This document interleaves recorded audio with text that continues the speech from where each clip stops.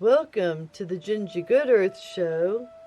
This will probably be Liberty 3, Section I, continuation of the reading of the Universal History of the United States of America, and we're on page 202. And again, I have a makeshift video player, so we'll do our best in trying to read and finish this book and have fun doing it at the same time. But all the books are read in the night of the evening by candlelight, and I find joy in reading in that way, so bear with me. Enjoy the picture show while I read.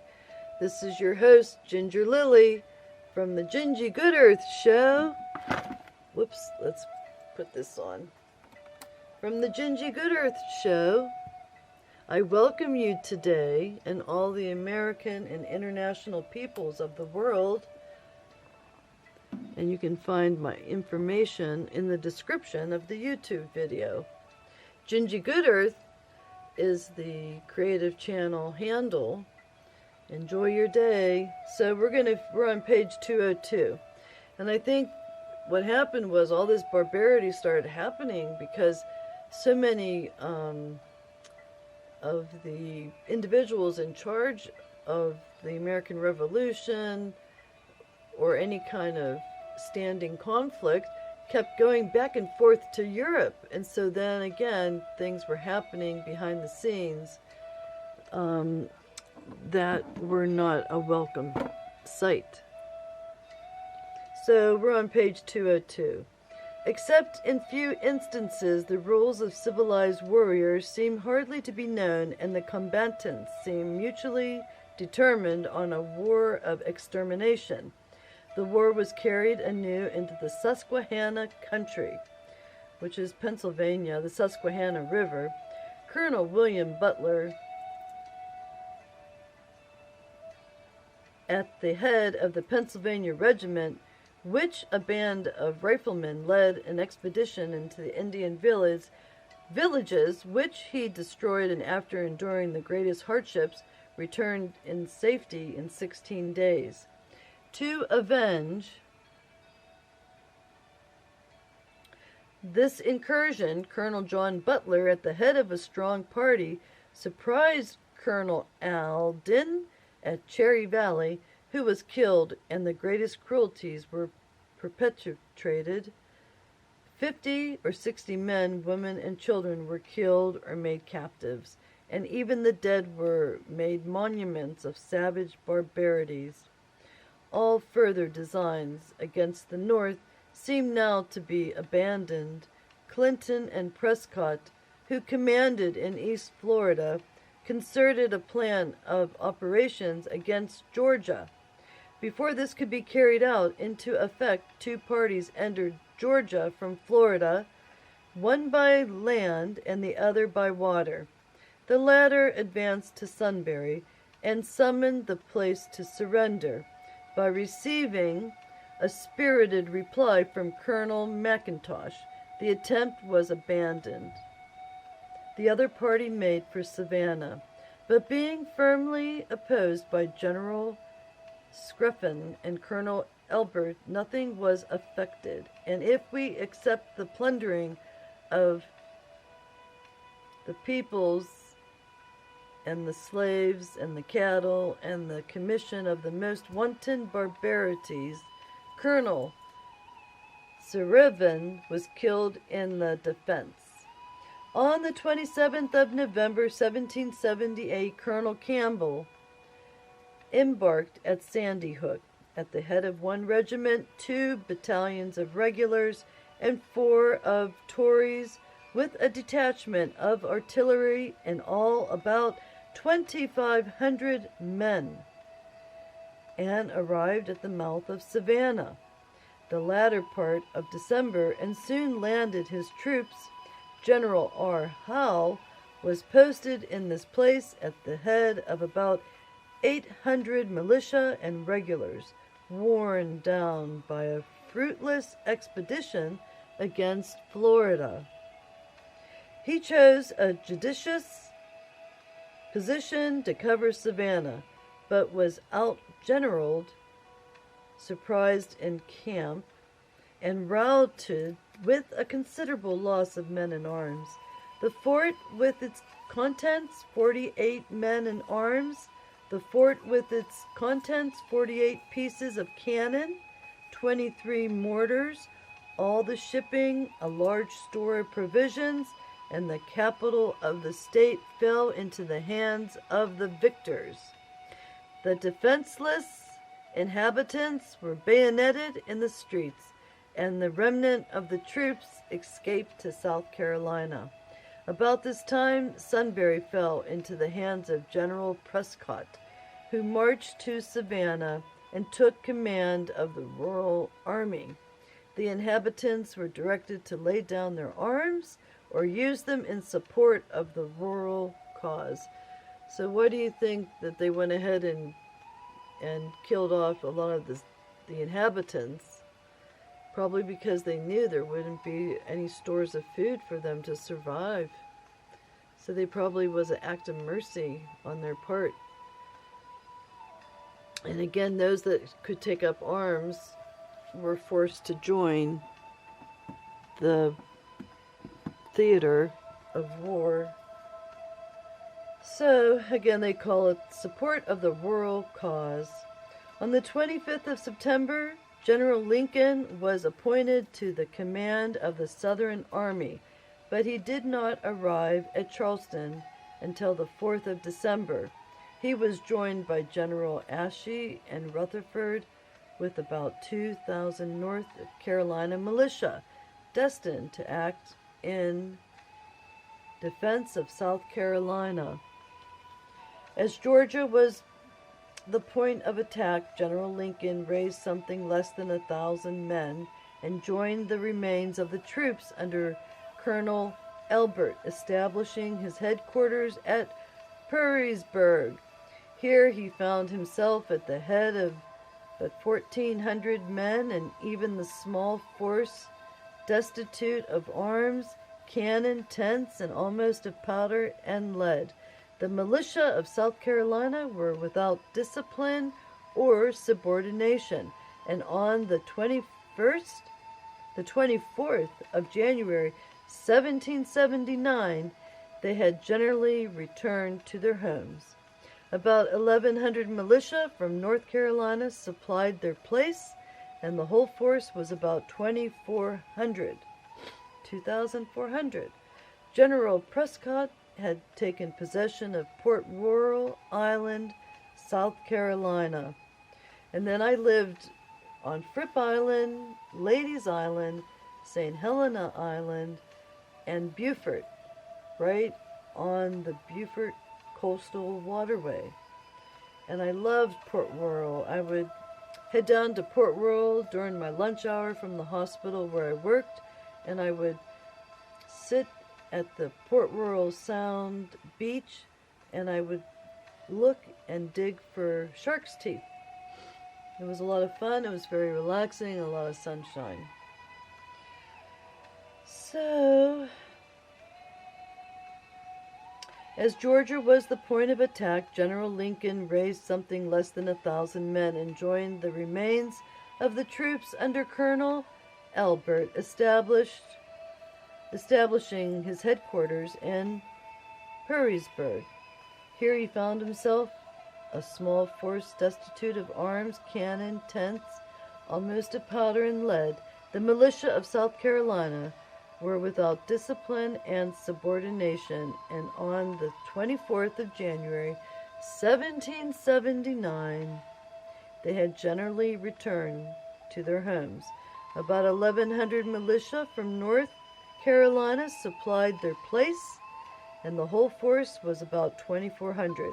General Prescott had taken possession of Port Royal Island, South Carolina, and General Moultrie, at the head of the Charleston militia, attacked the island, dislodged the enemy, and compelled the colonel to retire into Georgia with much loss. He took post at Augusta, and by fermenting divisions, and encouraging insurrections caused much distress. But a party from the District of 96 under Colonel Pickens from the District of 96 under Colonel Pickens pursued the banditti,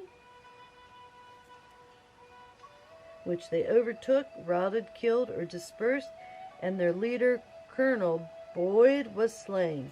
The remainder threw themselves on the clemency of the state. 70 were tried, convicted, and sentenced to death, but the sentence was executed on 5 of the principals only, and the remainder were pardoned. And when I lived in Beaufort Point, Old Point, my house was built in 1790. So I lived in a very old antique home. 1790 is a long, long time ago. And I did see a Civil War soldier in my house because they say that my house was used as a medical bed for the injured Civil War soldiers. And then what happened was my daughters saw the Civil War soldiers first, and then I saw them. And so they were looking over the daughters for their safety. So they were very kind spirits. So just a little story, little add-in that life is more than just magic. Life is magic. It's more than just magic.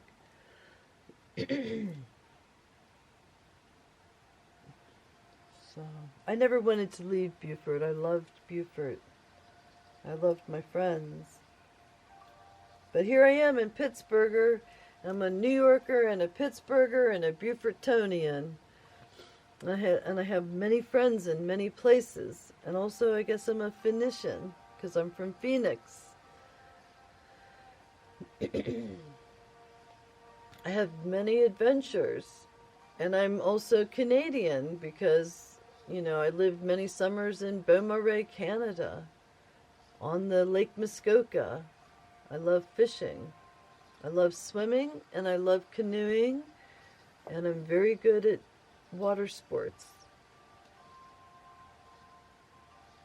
So safeguard your life and learn water safety. So anyhow, General Prescott had taken possession of Port Royal, South Carolina. So we're going to go on. So the remainder were pardoned. General Lincoln determined to dislodge the enemy from Georgia and directed General Williamson to take a strong 204 position near Augusta to watch the motions of Colonel Campbell, and General Ashby was ordered to the support of General Williamson with about 2,000 men. On receiving the intelligence of this junction, the British retired about 14 miles down the river. Measures were concerted by the American generals and the plan of operations settled. About this time, Colonel Prevost gained the rear of the American camp by a circuitous march and commenced a furious attack. The Continentals advanced to the charge to check the invaders, but the militia were panic-struck and flight ensued. The regulars under General Albert were cut to pieces, and the militia under General Ashby never returned. The Americans lost 150 killed and 162 captured, the wounded not numbered. About 450 rejoined General Lincoln. Georgia now belonged to the enemy, and a free communication was opened with the Tories of South Carolina. In this state of alarm, John Rutledge was appointed governor of the state, and to him and the council was given a dictatorial power. A large body of militia was assembled at Orangeburg. I like Orangeburg. On the ocean shore, near the center, Orangeburg, near the center of the state, to act as might be required. General Williamson sent parties into Georgia to distress and plunder the enemy. On this, General Lincoln remarked to the governor that the innocent and the guilty, the aged and infirm, women and children would be equally exposed to the effects of this order. General Lincoln was now reinforced at his camp, Black Swamp, and advanced into Georgia, leaving a strong guard under General Moultrie at Petersburg. Prescott permitted the Americans to advance 150 miles that he might surprise General Moultrie.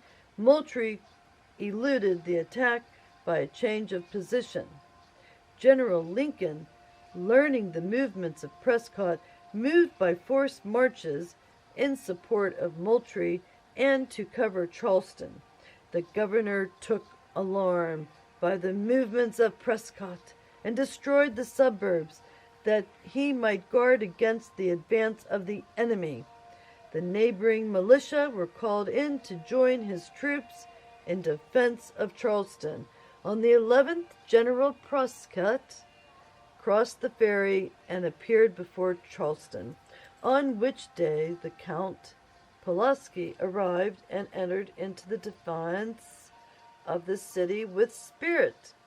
The object of General Prescott was to carry the town before the General Lincoln could arrive, and his operations were conducted with such vigor, and the civil authorities sent out the following proposition.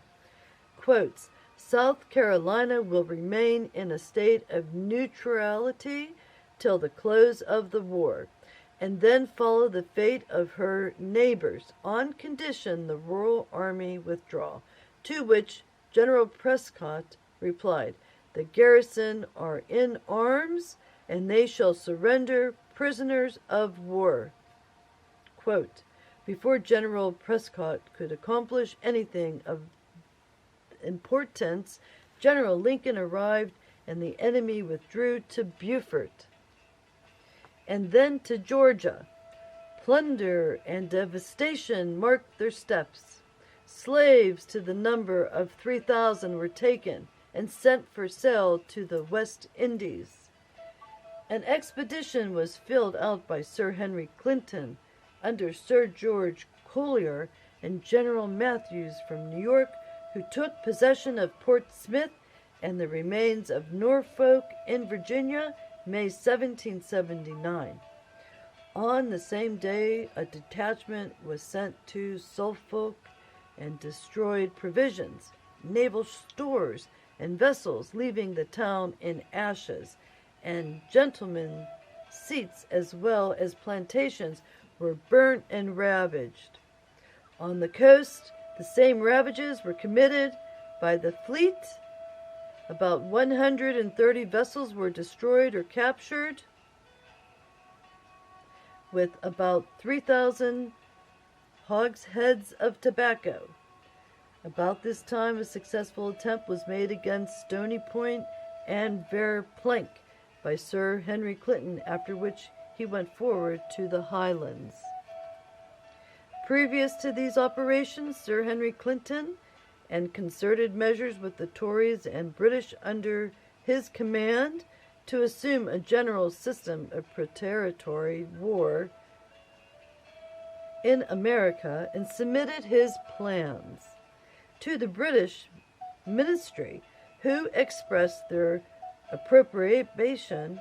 This plan soon reached the American Commission at Paris and was communicated to Governor Trumbull of Connecticut on the 6th of April, 1779. Sir Henry Clinton detached General Tyrone, late governor of New York, with 2,600 land forces, protected by a squadron under Sir George Collier and supported by General Garth, to begin their depredations in Connecticut. On the 4th of July, the armament moved into the Sound, and the commanders issued their proclamation to the citizens of Connecticut, offering pardon and protection to all such as would return to their allegiance. But heartening ruin and of destruction to all who should reject his overture. On the morning of the 6th, General Tyrone landed his division at East Haven. General Garth Tyrone handed his division at East Haven. General Garth landed at the same time at West Haven and proceeded directly to New Haven and gave up the town to promiscuous pillage. The militia collected so fast on the next day that the enemy abandoned the town in haste, burnt several stores on Long Wharf, and embarked their troops. The infamous Tyrone next proceeded to the plunder of East Haven and then sailed for Fairfield. The town and vicinity were laid in ruins, and the enemy embarked for Newark, which was next laid in ashes. He then returned to New York. In the incursion, 4 homes, 4 public worship, near 100 dwellings, 80 barns, about 30 stores, 17 shops, 4 mills, and 5 vessels were burnt. And in addition to this destruction of the property, the greatest acts of brutality were perpetrated. Women were insulted and abused, while their apparel was robbed, and desks, trunks, and closets were rifled. But a plan was concerted by General Washington, which kept in check this hero of rapine and conflagration. This plan issued in the capture of Stony Point on the Hudson. General Wayne commenced his movements against Stony Point, and on the 15th at noon, and after having crossed the mountains through the dangerous and difficult defiles, he approached the fort about 8 of the same evening, having reconnoitered the position of the enemy. The general put himself at the head of his brave troops, and at the 20 minutes past 12, precisely on the night of the 16th, entered the fort with screwed bayonets amidst a most tremendous fire of musket and grape, and carried the fortress without firing a gun. Lieutenant Colonel Fleury entered the fort with his division. Upon the opposite side at the same time, both parties met in the center, but the garrison was spread and made prisoners of war. To the number of 543, General Wayne dismantled the fort and brought off the cannon, stores, and agreeable to orders, Congress passed a vote of thanks to George Washington and General Wayne and the officers and soldiers under their command for the masterly exploit in the capture of Stony Point. Now we have like over 40,000